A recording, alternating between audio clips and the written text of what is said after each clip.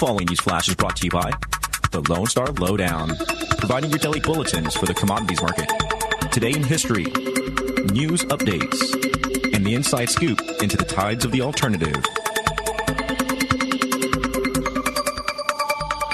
Markets for Monday, the 30th of May, 2016, are currently trading with gold at $1,204.90 an ounce, silver $16 an ounce, Texas crude $49.33 a barrel, and Bitcoin is up 20% from last week, currently sitting at about 533 U.S. currency. Today in history, the year 1431, 19-year-old Joan of Arc is burned at the stake by an English-dominated tribunal towards the end of the Hundred Years' War between England and France. Considered a heroine to the French and even canonized as saint by the Catholic Church, the Maid of Orleans, as she is nicknamed, was condemned to the stake by a pro-English Catholic bishop. Today in history. In recent news, former U.S. Attorney General Eric Holder told David Axelrod, a former senior advisor to President Obama, in an episode of his podcast, The Axe Files, released today, that we can certainly argue about the way in which Snowden did what he did, but I think that he actually performed a public service by raising the debate that we engaged in and by the changes that we made. I think he has to make a decision. He's broken the law, in my view, and I think there has to be consequences for what he has done. This is a slight variation from the attitude of President Obama and his administration, who say that Mr. Snowden is not a patriot. In case you forgot, in 2013, Snowden, a CIA agent at the time, leaked thousands of classified documents from the NSA, which uncovered several global surveillance programs, which included the collection of vast amounts of phone and internet data. Mr. Snowden is facing 3 felonies and has been living in Russia ever since. A collection of over 24,500 Bitcoin will be auctioned off mostly in blocks of 2,000 by the police in Australia in June. Ernst & Young, the firm organizing the auction, said that the cryptocurrency had been confiscated as proceeds of crime, but did not elaborate on the case. It's suspected to be the same stash of hash that the Australian newspaper had previously reported on when 24,500 Bitcoin were seized by police in the state of Victoria after an entrepreneur was arrested for dealing illegal drugs online back in 2013. Dr. Garrick Hillman, economic historian at the Cambridge Center of Alternative Finance, told the BBC that this is a significant amount of Bitcoin since it's about a week's worth of new Bitcoin that comes onto the market through mining. The Australian Bitcoin auction will be open to bidders worldwide and is the first of such sales outside of the U.S. It is uncertain how this massive sale, coupled with the reduction in the mining protocol set for the 14th of July, will affect the market value of this renowned digital currency. This is Rick Brody with your lowdown for May 30th, 2016.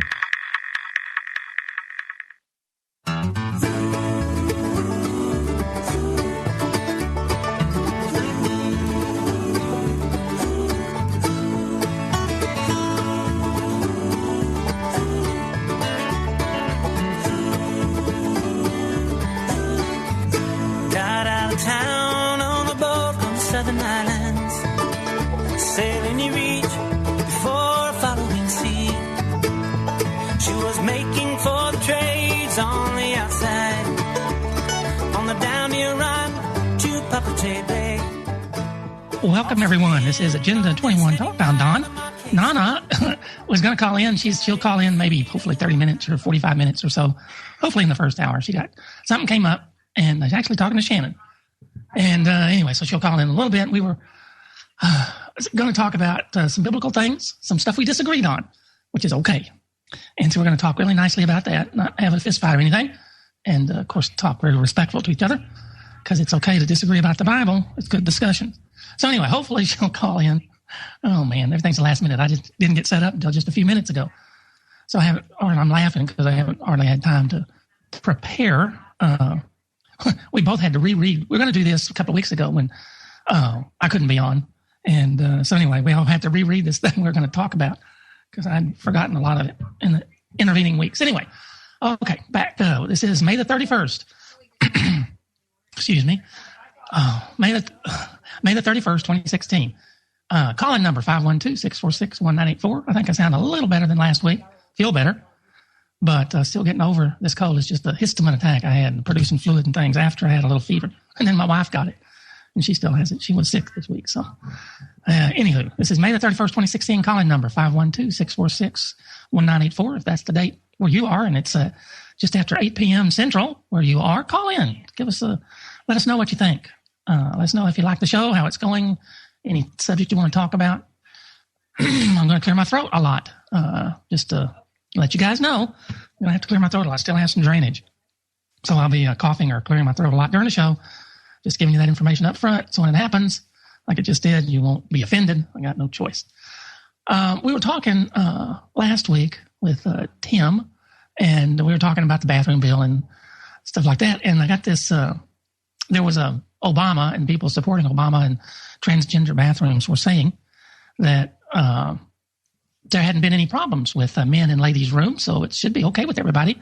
And if women don't like it, I read that story from the North Carolina newspaper that said women just have to get used to seeing men's genitals in the bathroom. That's all there is to it, and they have to get over it.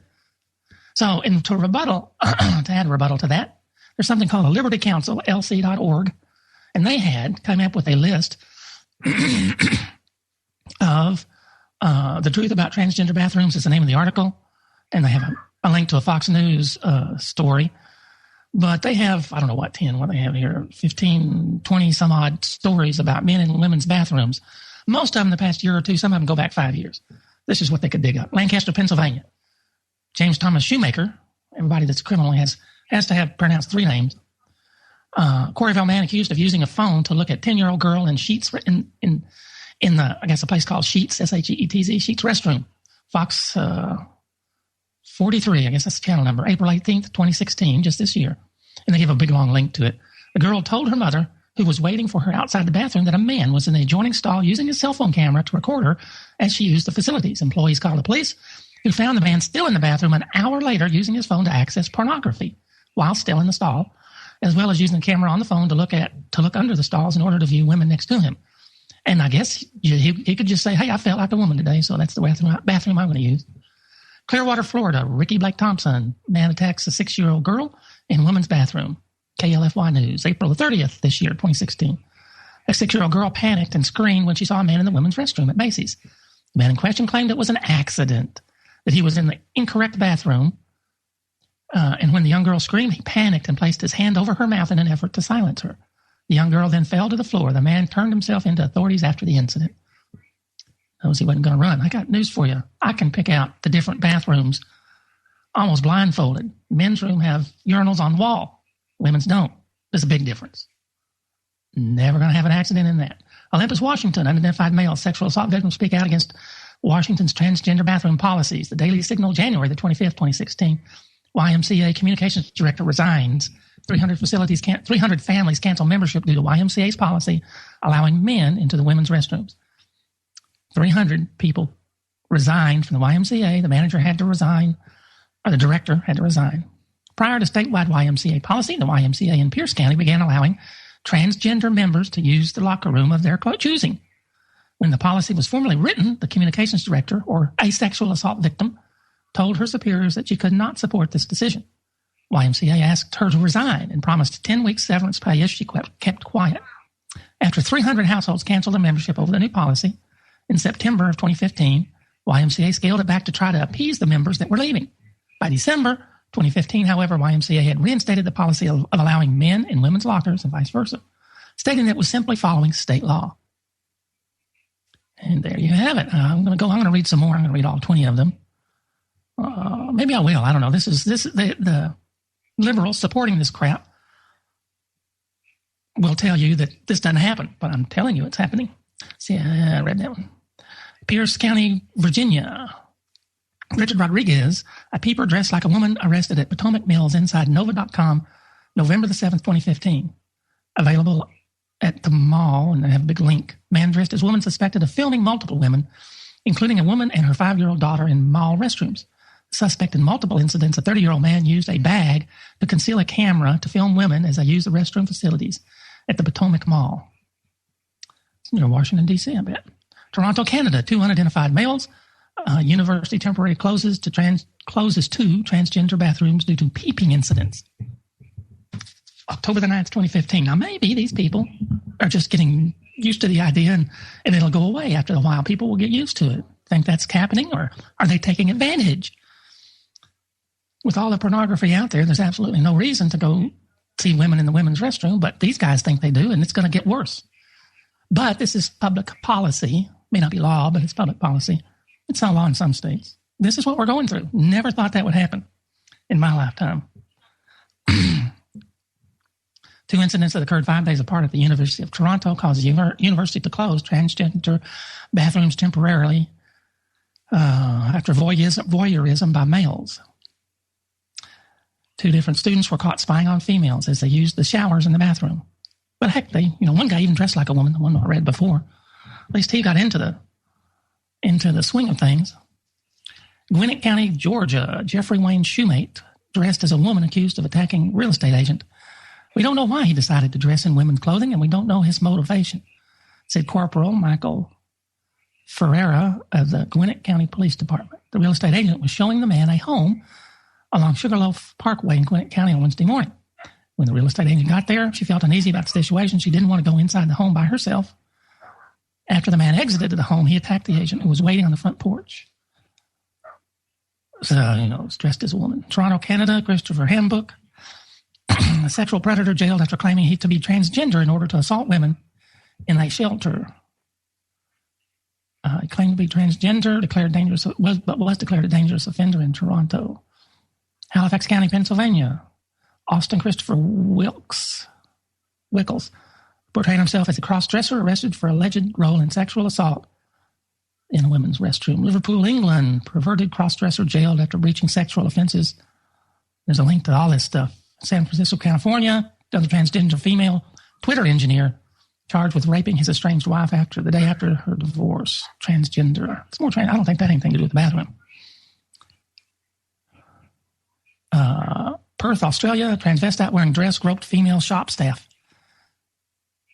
He admitted sexually assaulting 3 women during a bizarre course of behavior lasting almost 3 months. Christopher Todd Guard, homeless man wearing women's panties, accused of assaulting young girl in Oklahoma City. That goes on. We won't read any more about that. Loma Linda University, California. Seventh-day Adventist. Man dressed as a woman to take photos of female students in the female dorm. He was a transgender, so he went into the female dorm. It's what the world's coming to. It's soon to be. Again, that was libertycouncil.org, lc.org, and transgender/transgender. That's what the world's coming to. That's what the one world government wants to have.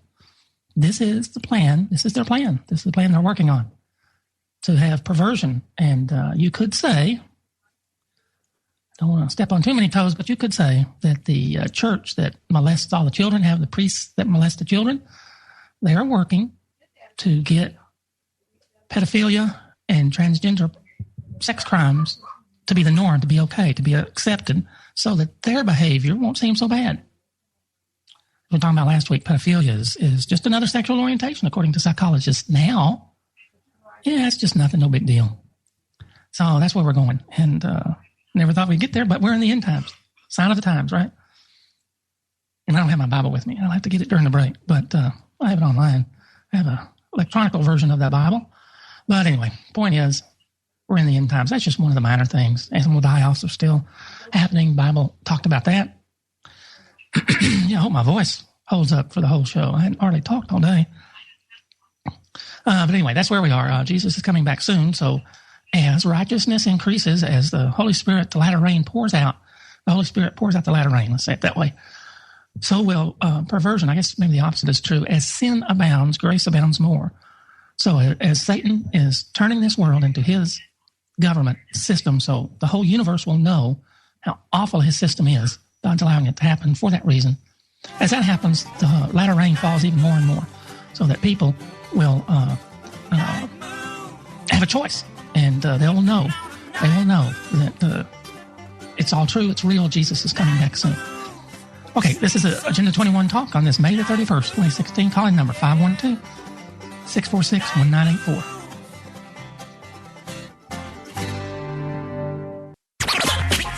You are listening to the Logos Radio Network.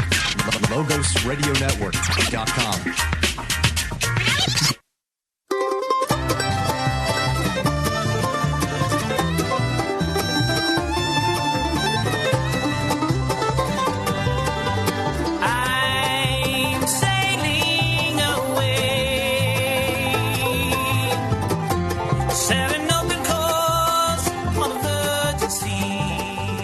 Welcome back, everyone. This is Agenda 21 Talk on this May the 31st, 2016. Sorry, doing a couple of things, trying to get ready.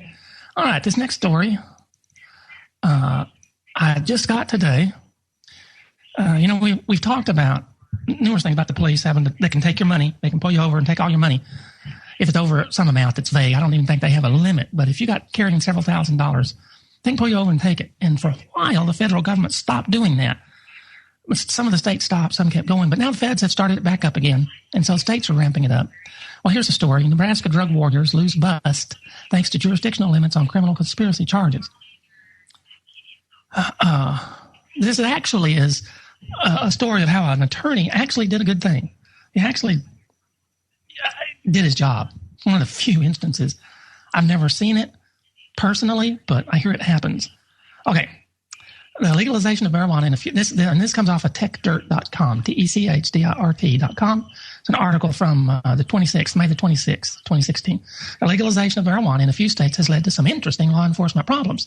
To date, most of the solution appears to be camping out on the borders and seizing drugs from travelers headed out of the state, like outside of Colorado, what we're talking about.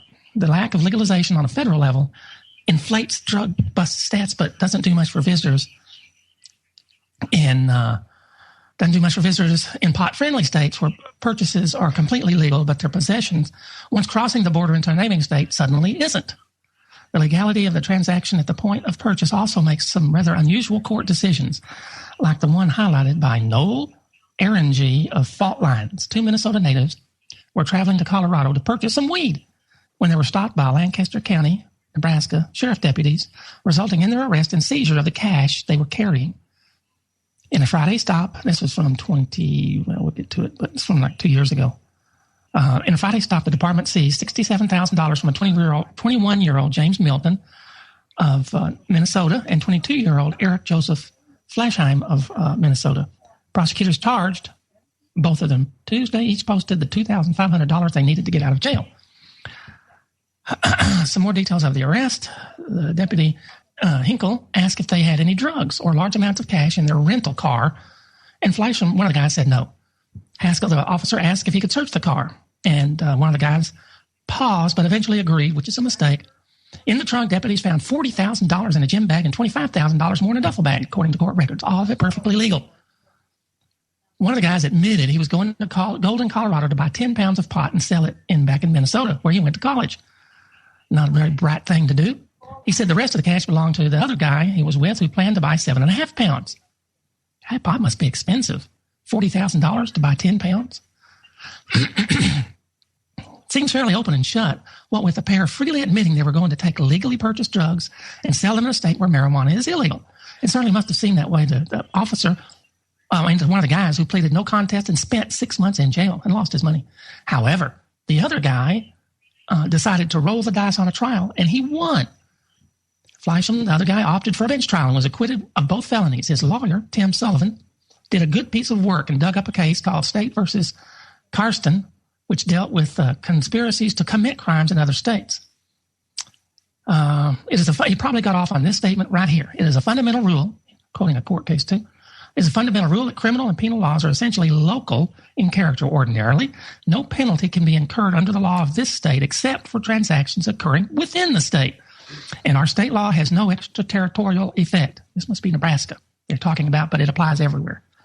A conspiracy in this state to do something in another state, which is lawful in that state, is not a crime in this state. A conspiracy to do a lawful act in another state, which is illegal in the state you're planning it in, is not a crime.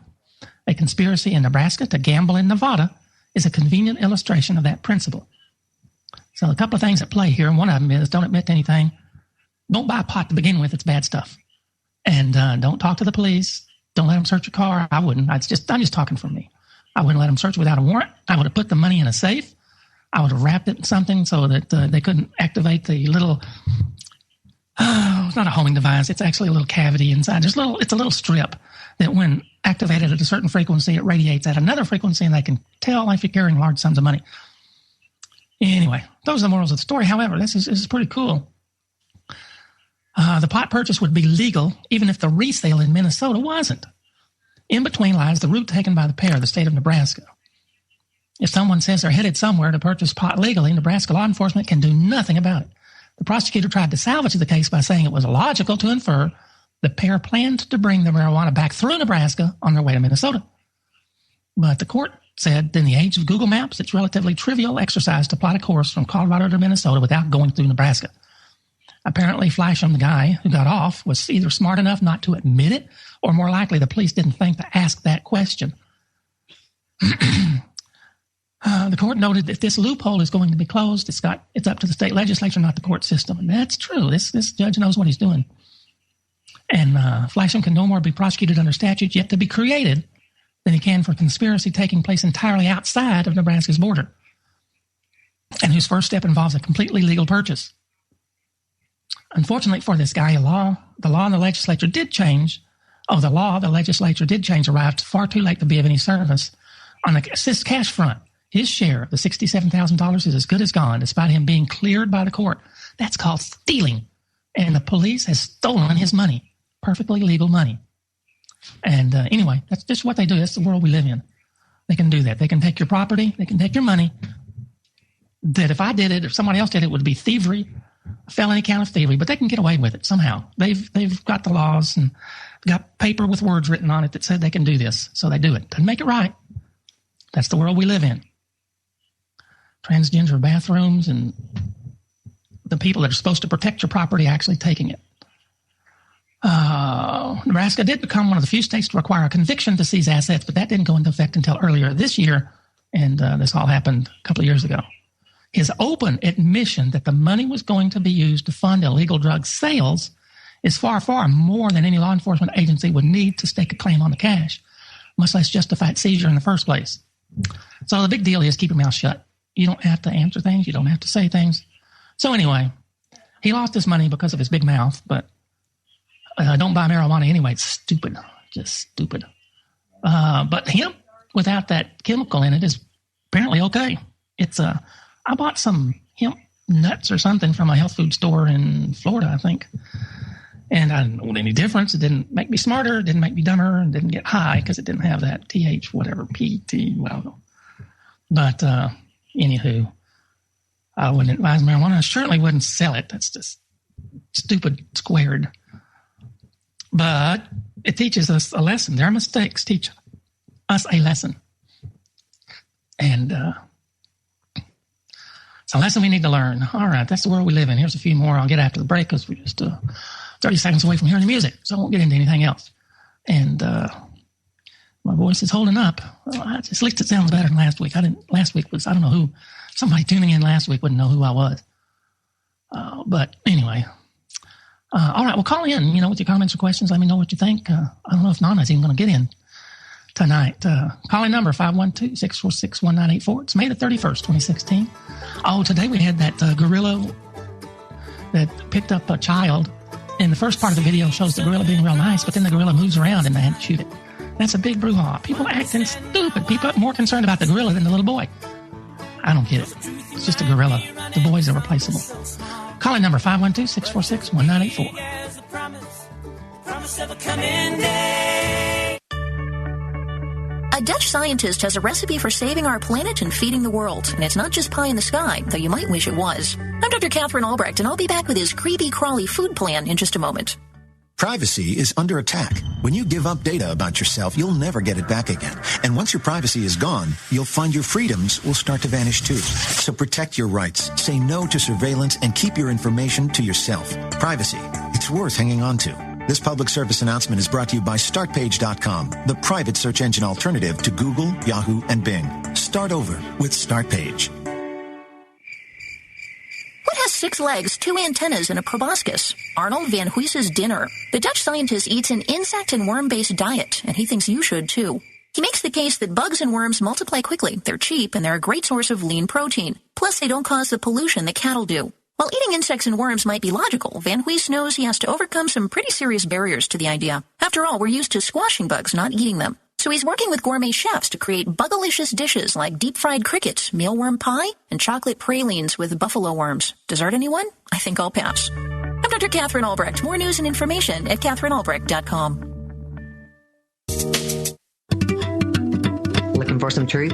You found it. LogosRadioNetwork.com.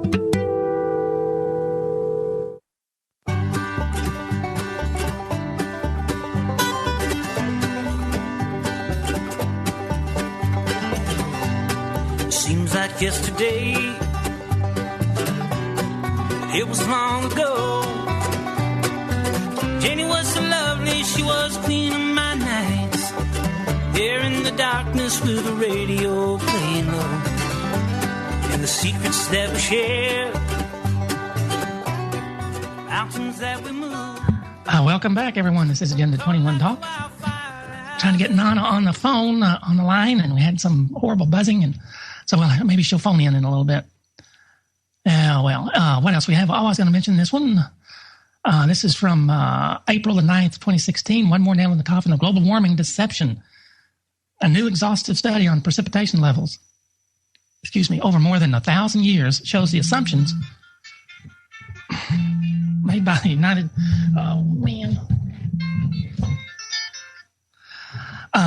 the assumptions made by the United Nations and other climate change activists are badly flawed, suggesting human activity may not be having the impact on global climate that so many insist it's having.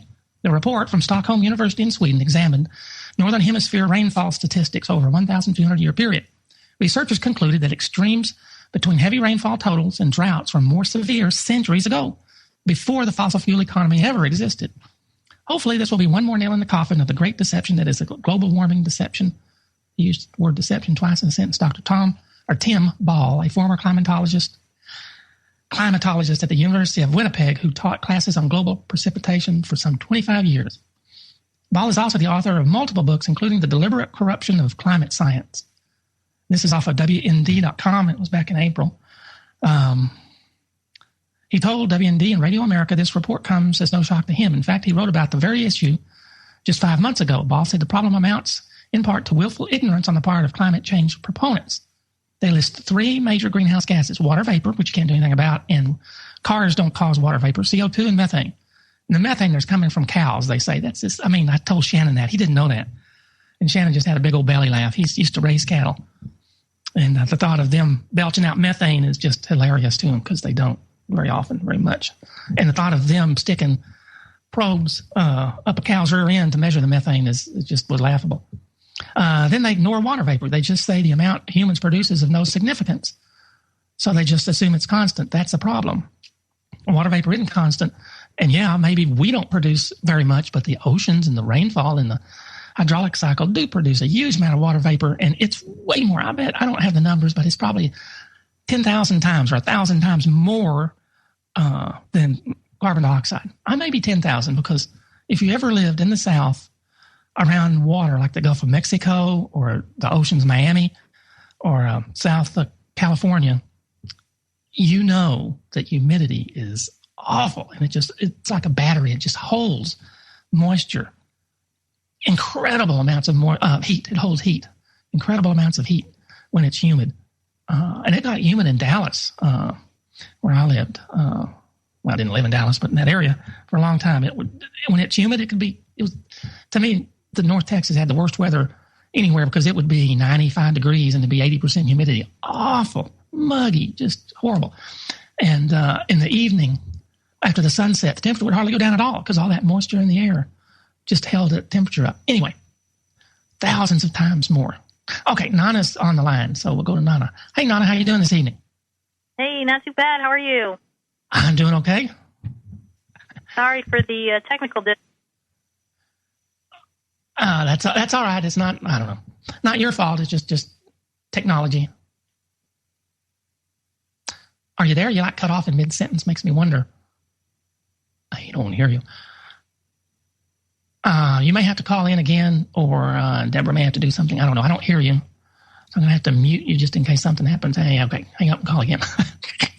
Man, this is one of those days. My wife had a really, really bad day. Got stung numerous times by a bee while she's driving down the road in a car. I guess the bee got in the car and then hit her and then stung her a bunch of times. I didn't know those big bees could sting you that many. So it's been a bad day. Okay, now let's try it again. Are you there?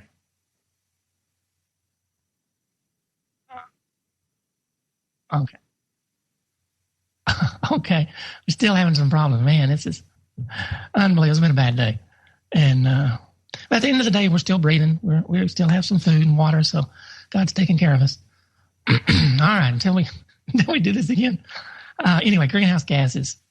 Okay. All right, we're going to try her again. Oh, here we go. All right, Nana, are you there this time? I can hear you now. Can you hear me? I can hear you. Okay. Yeah, technical difficulties on both ends, I guess. Yes, I think so. Oh, man. Well, I was on a Skype call, supposed to be on a Skype call last night, and because I'm running the older operating system, it wouldn't let me join the call unless I upgraded Skype, which I did, but it still wouldn't let me join the call. So tonight I'm like, well, let me try the newer operating system machine. And apparently that one, the microphone or something, working right with that. So yeah, Skype is, Microsoft bought it, and a lot of people are saying Microsoft just wanted the people on it, and they don't really care about Skype, and they're not putting any money into it. They're not improving it. They're not fixing problems. So yeah, it's going downhill fast. And I'm happy with my old version, but forced me to upgrade, and now I'm not not sure about it. Still not letting me join calls. So anyway, other than that, how are you doing? I'm doing okay. I'm doing fine. My voice is may not hold out for the whole show. So anyway, we'll do what we can. So yeah, I looked at that. We were talking about the forces mustering for Armageddon. Is an article that you had sent me a few weeks ago. Is that right? That's what we wanted to kind of talk about? Yeah, I thought so. I know you like the end time stuff, and I know you like Revelation and Daniel, so I thought, this would be a good article for Don. All right. And I had some problems with what it says. Some of the stuff is true, but anyway, had some problems with it. So, go ahead. Why don't you talk about it? You go first. Okay, well, I'll just kind of go read through it section by section. It's not that long. And again, this is written, over 100 years ago. So some of the stuff I think it still applies. And we had some discussions about, some of the things we see a little bit differently. But again, I think it's, I don't know. I think it's still very applicable. So I'll start just by reading the first. I'll go section by section, and then we can stop and talk about each piece if you want. All right. All right, so the title is Forces Mustering for Armageddon, and the theme scripture is Revelation 6:17. For the great day of his wrath is come, and who shall be able to stand? God seems to have given the book of Revelation with the intent of covering up great and important truths, not only because they were not due to be understood, but because he designs to keep certain features of his plan from the world. Being a book of symbols, the Revelation will not be understood by the world in general. But the Bible assures that when the due time for the revealment comes, the wise among his people, the wise virgins, shall understand. And it's referencing Daniel 12:10 and Matthew 25:1-13. Yeah, and the Matthew one is the parable of the 10 virgins. 5 were wise and 5 were not wise. And of course, Daniel, 12, 11, and 12 is just one big chapter. It's one piece. It's got separating the chapters, but it's really talking about the same thing. Mm-hmm. So, yeah, go ahead. Okay, do the next section. We got the break coming? Yeah, we do. I'm glad you mentioned that. I knew it was coming up. This is Agenda 21 Talk. Call-in number 512-646-1984. We'd love to hear from you. It is May the 31st, 2016, so you'll know it's live if that's the date where you are. 512-646-1984. Easy.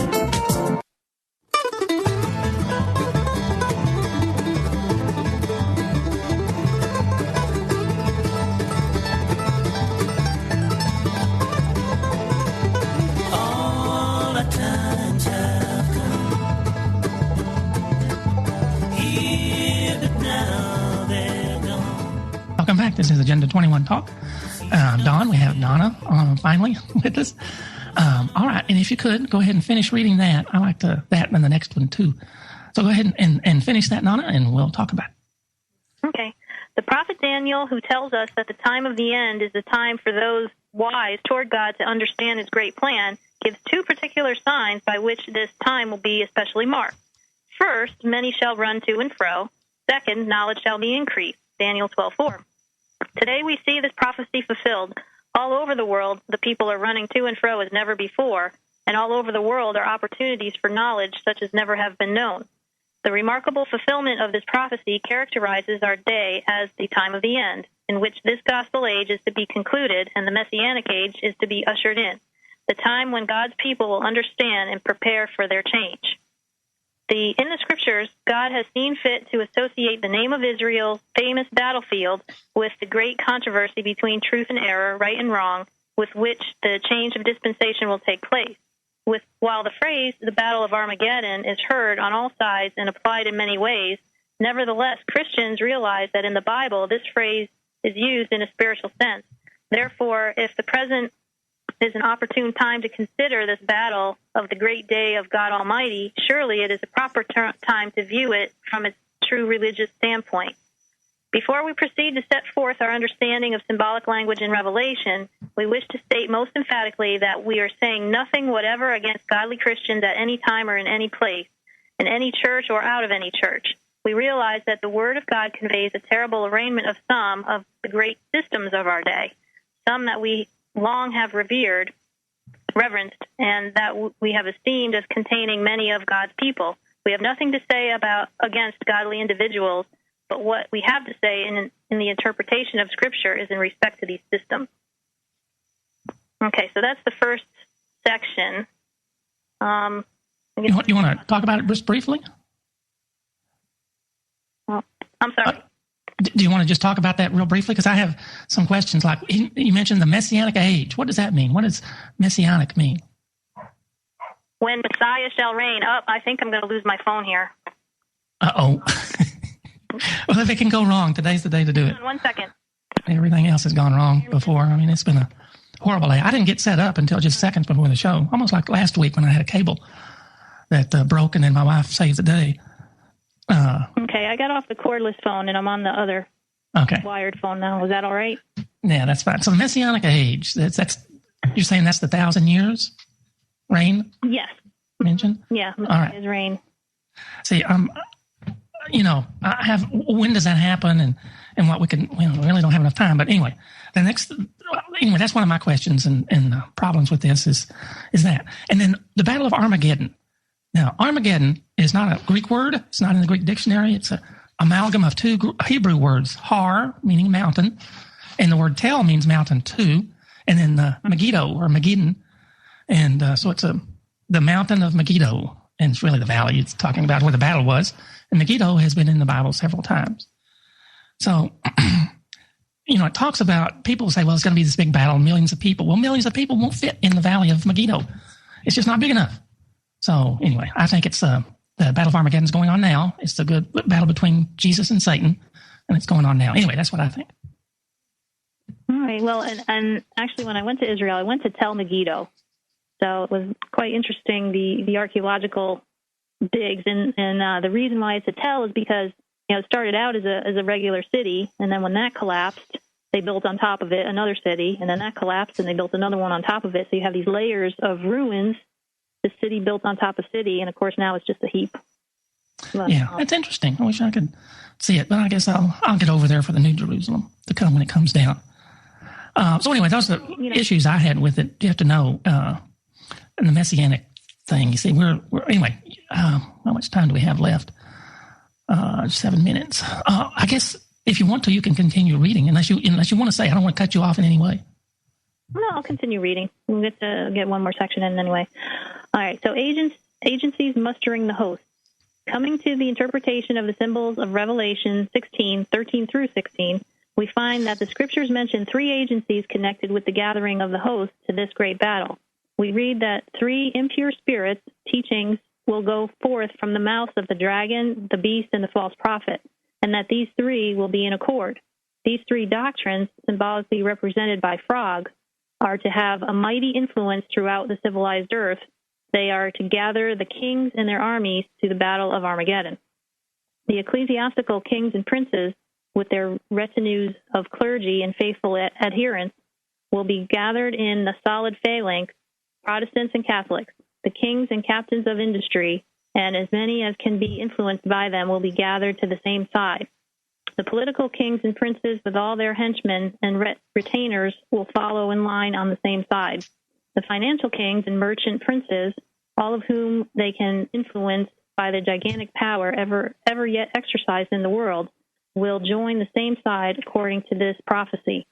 They do not realize, however, that they are coming to Armageddon. The doctrines of demons, represented by the frog, will lead many noble souls to assume an attitude quite contrary to their preference. For a time, the wheels of liberty and progress will be turned backward. Medieval restraints will be considered necessary for self-preservation, for the maintenance of the present order of things, and for the prevention of the new order which God has decreed. Even those who may be God's people do not stop to consider whether it is His will that things should continue as they have been for 6,000 years. In giving this interpretation, it is necessary for us to indicate what's symbolized by the dragon, the beast, and the false prophet. Bible students of nearly all denominations agree that the dragon of Revelation represents purely civil power. Protestant interpreters generally agree with us that the beast, like a leopard, Revelation 13:2, represents papacy. But fewer still, we fear, will be ready to support our view that Protestantism is the image of the beast, Revelation 13:15, elsewhere styled the false prophet. All right. Okay, so that dropped a few bombs.